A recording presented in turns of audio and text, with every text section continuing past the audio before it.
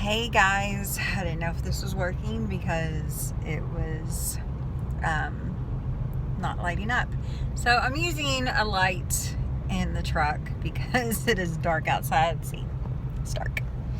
But I wanted to make a video because it's important, duh. But this is gonna suck holding this camera. But I gotta have this light, so we'll see. Yeah, that won't work either. But we'll just try what we can do. I wanted to make a video on home and what that means for me. Crap, I'm gonna have to use light. I don't want to use this light. This light's kind of... Oh well. And what that means for me. As most of you guys know, I have just been up and down, up and down, up and down. And I've been very unsettled. I've actually gotten a bunch of comments, saying how unsettled I have been. And, what exactly that unsettledness was because, I had listened to somebody who gave me false advice and believed it. And because I had lost the person that I had planned on spending my entire life with. And that is hard for anyone to go through, especially when, you've spent day and night with this person. And to, I'm going to sit this over here. To go through that is not easy at all because, like I said, you lose the person that you wanted to spend the entire life with. And so now that I am no longer feeling unsettled, I literally feel like I have my home back. Life is so much better. Sure, I have my ups and downs, but thankfully I feel at peace. And it's been a long time since I felt at peace. The last, whatever you want to call it, that I was in was very uncomfortable. I always felt like I had to fight for attention.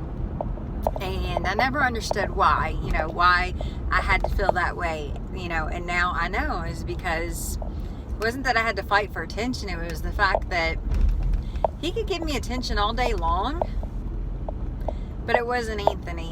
And that is where I went wrong, thinking that somebody else could fill a void that only this man could fill. And, if you love somebody, you fight for them. You strive every day to be with them, to love them, to understand them, to be there during the hard times, to be their backbone. You don't just give up on them. And if you're going to be with somebody future-wise, that's something you have to do, and you have to agree to do it. Love that song. But I just want to get on here because, I know you guys have gone through things with me and kind of watched my journey, and I'm just glad to be home.